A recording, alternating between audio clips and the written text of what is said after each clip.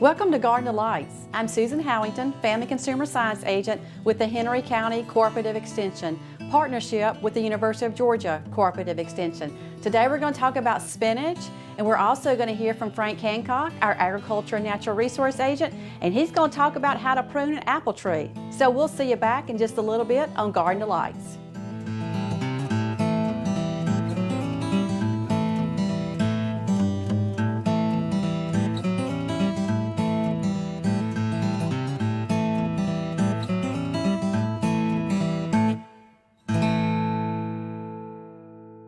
Welcome back to Garden of Lights. Today we're talking about spinach, and you know, spinach is one of my favorite vegetables to eat. Now we're even buying it just about every week, and we're putting it on something during the week, so why not cook with it on the show today? So spinach is really good for us. It is fat-free, saturated fat-free, cholesterol-free. It is loaded with vitamin A, C, and K, and it is going to give you a lot of good iron. And we think about Popeye the Sailor Man, about that good iron and building those muscles. It's going to give you great calcium, especially if you're looking for ways to get that calcium into your body. And it's also going to give you great potassium. And this is a huge pile of spinach right here. But just think, if I took a good cup of this, it's only going to equal to about 7 calories. So you could eat a lot of spinach and really keep your calories down. Now let's talk about selection. Selection, you want to look for green, crisp.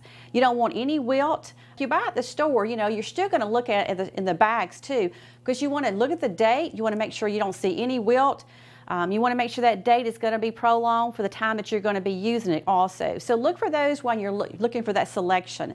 And then when it comes to that storage, the good thing is spinach will store in your refrigerator for about 3 to 5 days. So hopefully in those 3 to 5 days, you know exactly what you're going to be cooking that spinach with. So when we come back, we're going to hear from Frank Hancock, our Agriculture and Natural Resource Agent, and he's going to be talking about pruning an apple tree. So we'll see you back in just a little bit.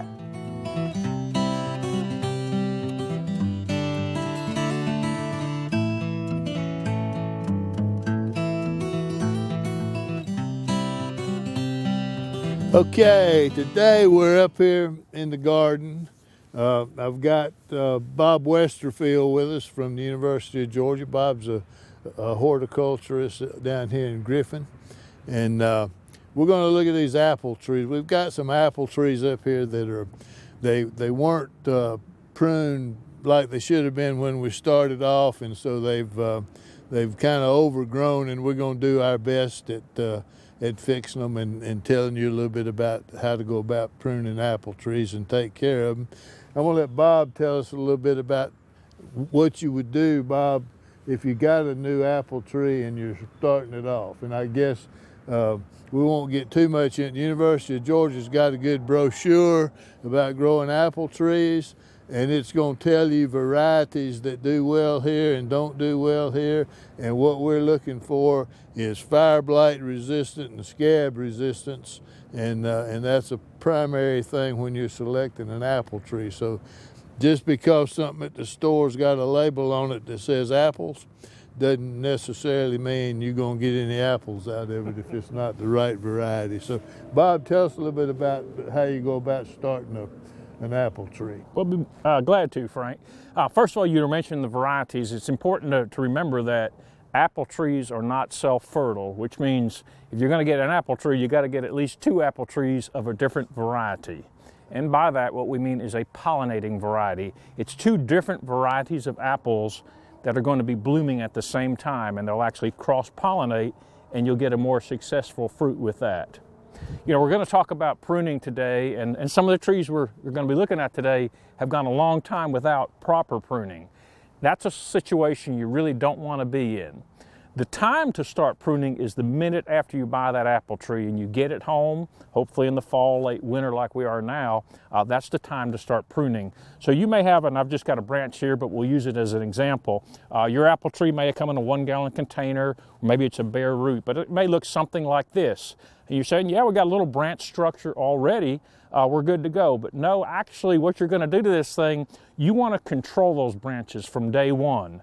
And that's kind of what's absent on the trees we're going to look at here. So I've got my little pruners right here. Right after I got that tree in the ground, plant it correctly, I'm going to actually come in here and cut out every limb that there is, believe it or not. And you're thinking, gosh, she's really hammering that thing. But no, it's because I want to control the growth. And then what I'm going to do is come down and take about 1/3 of the growth back. And I always want to prune by a bud, and a bud's wherever we had a stem or a growing point. And I'm going to cut just above that. Okay, so I took 1/3 of it out. And you're like, God, you don't have a whole lot left there. But this is me controlling the growth and the direction I want this tree to go in the future, and that's very important. So you should basically start off with essentially, looks like a pool cue or a stick. That's what you're going to have the first year. Soon as spring comes on, it starts to flush out, you're going to get advantageous growth, and it's going to start to form branches. The following year, you know, you may have something that kind of looks like this. We're getting shoots going every direction.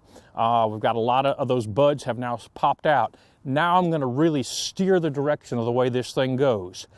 The ideal way to describe this is every time you come up to a different level, you should have one branch. So here's a level, and here's a level, here's a level. So what we'd like to do is we may have multiple branches here, want to snip them all off till I have one branch.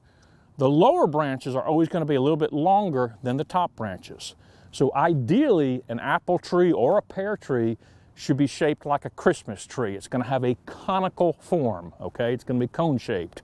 So I might come back here and nip this one back just a little bit. All right. Then I look in here. If I have any branches in here, I'm going to take them off. I come to this next branch, okay? And I'm going to take it back a little bit less. Come back to a bud, okay? Then I look for the next branch with this, which is this one. I'm going to take it back a little shorter. And this is really a good little example. When I get to the top, and you can notice it looks like we've got 2 central leaders here, I really want one dominant or central leader. So I've got 2 growing right here. I'm going to go ahead and choose this one as my central leader. So I'm going to nip this back a little bit. And then I'm going to go ahead and take this back so that I don't have that double central leader, double dominance, okay? And so this is, believe it or not, the second year pruning, if you can use your imagination, about what it should look like. Why are we doing this? We're trying to create airflow and sunlight to come in there to help us with disease issues, to form up more fruit, and essentially we're going to have a healthier plant by doing that. Okay. All right. And apple trees are grafted, and so if you've got an apple tree and you start getting some growth coming up from around it on the ground there, those are not the apple tree that you bought. Those are coming up from the rootstock, and you want to eliminate all that. You don't want any of that to go become your main branch on your apple tree, because you won't have what you think you bought. And we'll look at some of that here in a little bit. And that's a great point if I can make that. You're talking about apple trees are grafted, and for those who are maybe not familiar with that term, you basically have 2 trees. You have the bottom part called the rootstock, and that controls the general shape and growth habit of the tree. The top part is called the scion, and it basically is what's going to be the fruiting part or the desirable part. Why is that important? You want to make sure you get the proper rootstock for your tree. They can come in versions of dwarf, semi-dwarf, or standard, and a few things in between. And what does that do? That controls the height of it. If you have a small area in the yard, you're probably going to be looking for a dwarf rootstock variety. If you've got a little bit more room, possibly like these, semi-dwarf. Commercial orchards might go with a standard, which is going to produce a large apple tree, pear tree, whatever you happen to be buying. So how do you know what type rootstock you have? The best way to buy a fruit tree is to go to a place that specializes in them. And we have a few orchards around the state of Georgia where you can do that. That way you know what you're getting. Okay. So what we're going to do here for the next few minutes is we're going to take a look at this tree over here and point out some things that need to be removed. And like Bob said, this one is not one that we can make into a stair step because it wasn't started off that way. So we'll do the best we can. And as we look at these trees, there's a lot of branches here. There's no airflow coming through these trees. They are, you know, the leaves are off of them now, and they are, I can't even see through them. They got so many branches on them. So some of that's going to get removed. Going to be looking for branches that are interfering with each other, that are actually damaging each other because they're rubbing together, and those kind of things that we'll do. So we're going to move over here a little closer to this tree. And Frank, what I'm thinking, it might be a great time, you know, to talk about some of the equipment. That's right. Let's talk about some of that. Maybe talk a little about the safety stuff. Several things that we've got here. One is we have a chainsaw. And the chainsaw, of course, can be used on some of these bigger branches we're going to have to remove.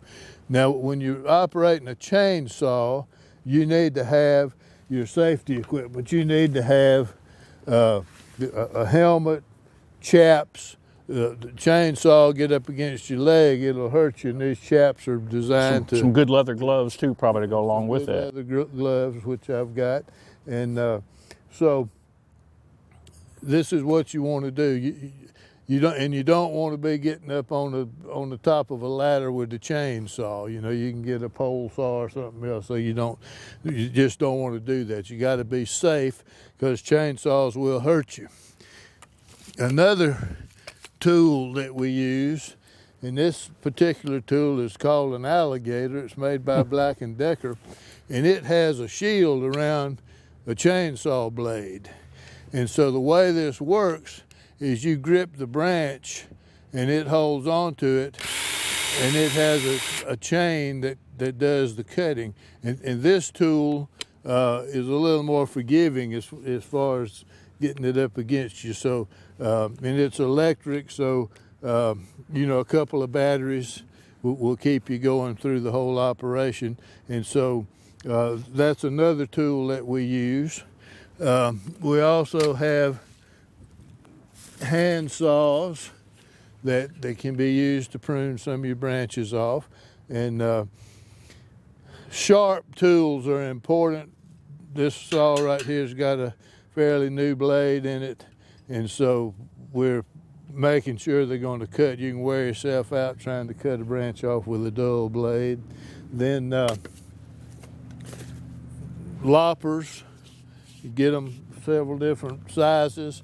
They need to be sharp, and this is what you'll use for most of your medium-sized branches. So you get the big ones with the chainsaw or the alligator here, and you get the smaller branches with the loppers. It also lets you reach up a little higher into the tree, and then you come with some pruning shears like Bob has got right here. All right, well, let's take a quick look at our tree here and sort of point out some of the things that we're trying to eliminate. That sounds good. And so we're going to move right over here where the tree is.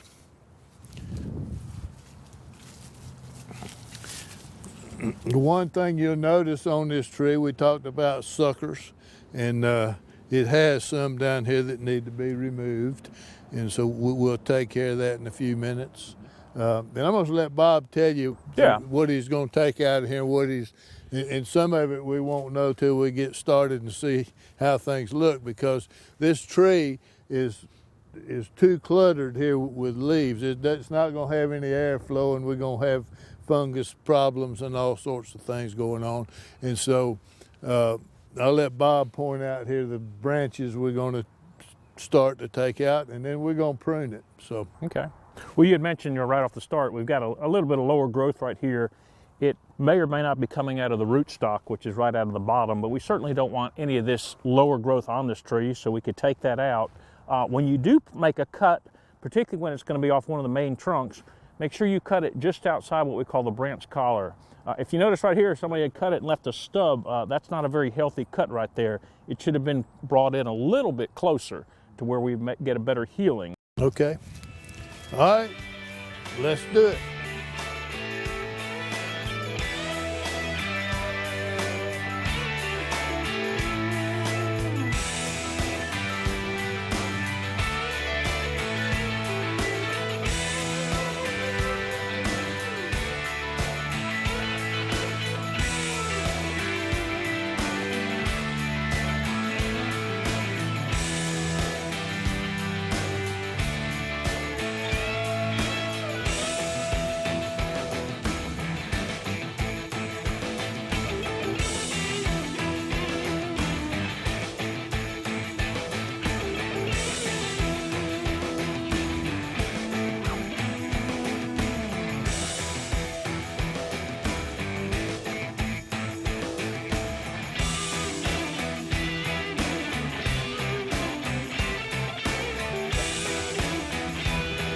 But it would be kind of dramatic from what it looked like to now. Hold on a second.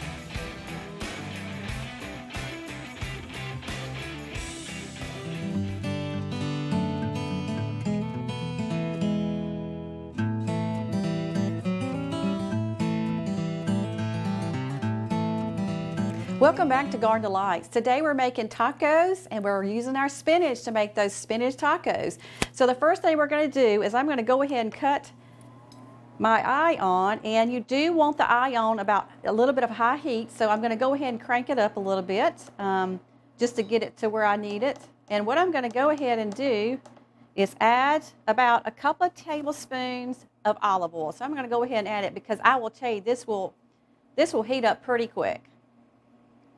So we add that, and that's going to be for my stir fry. So I'm going to go ahead and add, these are our mushrooms that we're going to be adding to the tacos, and so this is about 12 ounces of mushrooms, and I'm going to go ahead and add those first, and it won't take long for that to heat up. And the next thing I'm going to add, and this is a medium onion, and I'm going to go ahead and add it to the mushrooms, and by the time this all heats up, it'll stir fry pretty quick.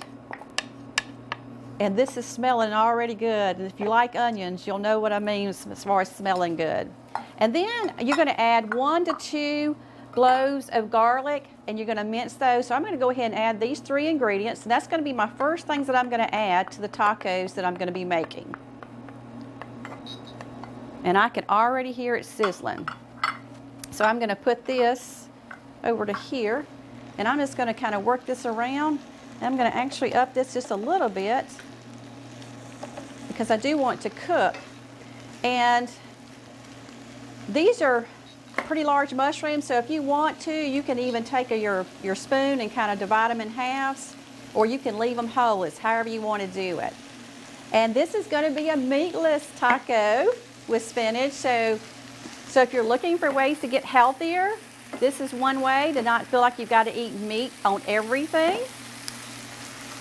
So I'm just going to keep working this around, and I'm going to kind of take just a little bit of these mushrooms and kind of divide them in half.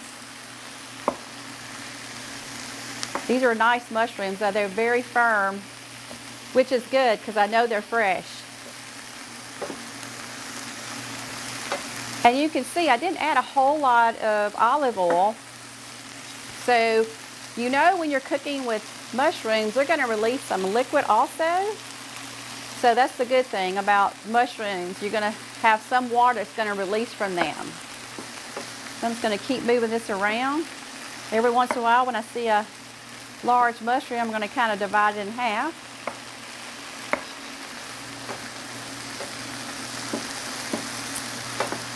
And the onions, I sliced up in a dice style, but if you wanted to, you could have sliced the onions more in a long slice. But I just like to do it this way, so it really depends on your likes as far as how you want to put them on your tacos. Just going to let it cook a little bit more because it won't take long.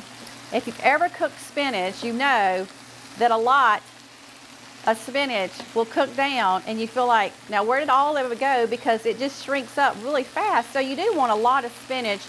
And so in the recipe, it's going to tell you about 20 ounces of spinach. And as you'll see, once I add it to this dish, it is going to shrink down a lot, which is good because it'll fit on the tacos really nicely. And you can notice also, when I started, it was really plumped up, and now it's kind of cooking down. The same thing's going to happen when I put that spinach on too. It's going to come down also.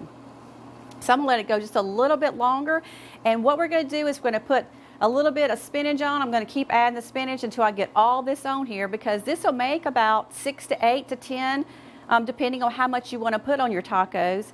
I'm going to also add a little sea salt, a little pepper, and just a little squeeze, about 1/4 of a teaspoon, depending on how much you want of lemon also. So we're going to add that to that.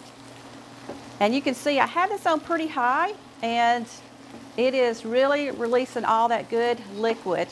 And you can see it's not burning, and that's what I want. So what I'm going to do now, I'm just going to kind of lay my lid here, is I'm going to start adding a little bit of the spinach. and I'm going to try my best not to make too much of a mess. So what I'm going to do is just kind of add some.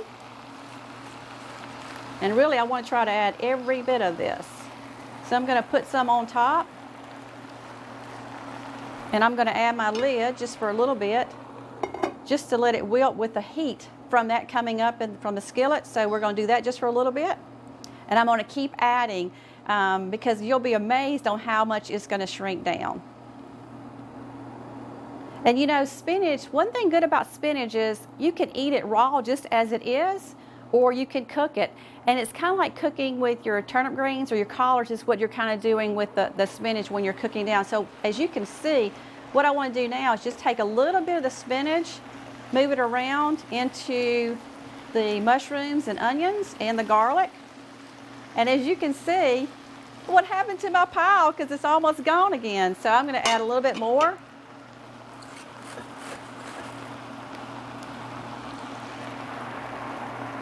And you know, I have been eating spinach a good bit during the weeks too, when I'll think of something I'm going to eat, and then I'll just take it and put it on top, and then I'll just put it in the microwave and heat it up just a little bit so I can eat it. And it's amazing how fast it just goes down.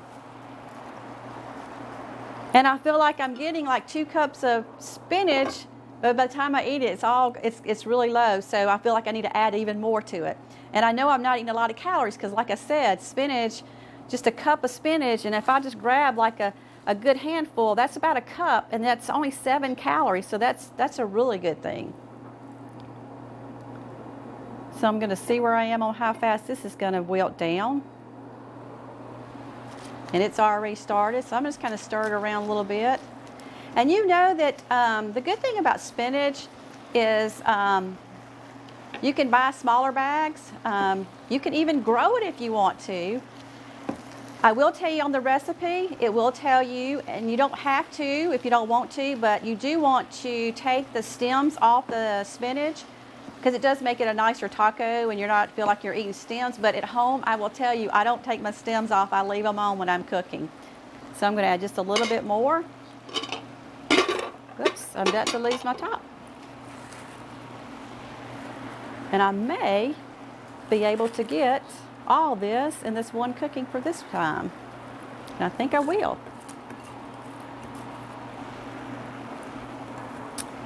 Okay, I'm going to cook this down just a little bit.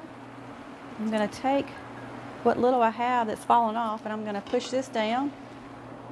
And just imagine, I have this pile of spinach in this bowl, and now it's down to here. So that's the reason why I say when you're cooking, cook more than you think you're going to need, because you want it to last longer so you can enjoy it also if you're making tacos.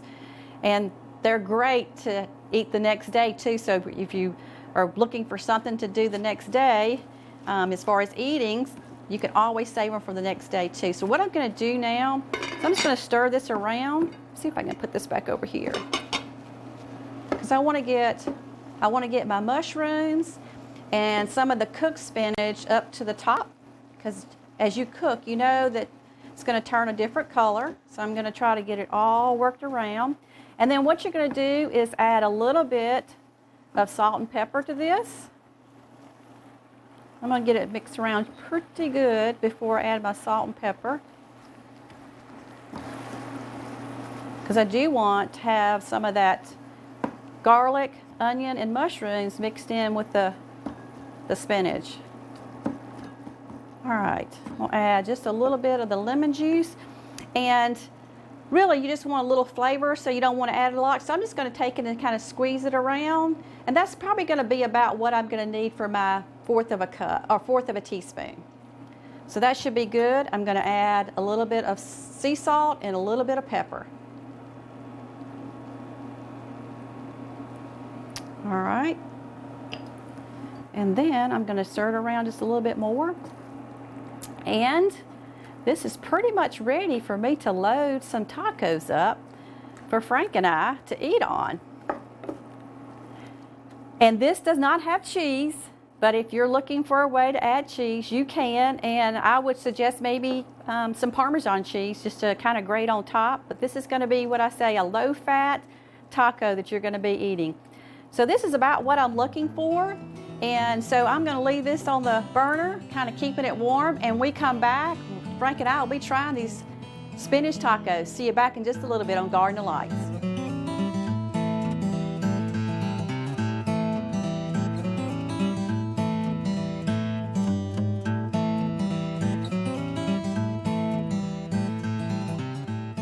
Welcome back to Garden of Lights. Frank, we have spinach tacos. All right. And I am so ready to eat one. So what I did is I've heated up us a corn tortilla, and you can do these in the microwave or you can do them like I've done them. And what we do is you take a little wet paper towel and you can just put it in between them, and it keeps them moist, but it's also going to keep them hot. So I'm going to leave that like that, and this thing is hot. I don't know about yours, but notice how good, and they're going to flip over. All right, so I'll try and do it first, and you can just follow suit. And if you don't want to use the tongs, you are welcome to use the spoon. So I have both, but I'm going to get a little bit of both. Now, after you get your taco built, you have to add a little bit of salsa, and I will let you put your own salsa on. So do you want me to build yours, or you want to trade out with me? I'll trade out with you. All right, I figured that. You just go for that. All right, you can just fold it over and start eating. And you have a fork, so if it makes a little mess, you got to get all the bites out of it. All right. Let's see, I think you're supposed to fold it in. Well, you're making a burrito, so a taco, usually you just turn it over like so, and that's more like your taco, and I'm going to smush it down a little bit. So you eat it like you want to, because I have a feeling you think you're going to make a mess. And it is going to be juicy, because I just put that sauce on, so I'm going to have to bring my plate up myself. It's good? Mm-hmm. And everybody needs to eat their spinach. They do. Oh, that is really good. The spinach is very tender, and the onions are not overpowering in it. That's good. The sauce is what's making all that good juice, but that's okay. I love sauce on stuff anyway. Yep, this will work. That is good. You got to check out the website for this recipe. You're going to love it.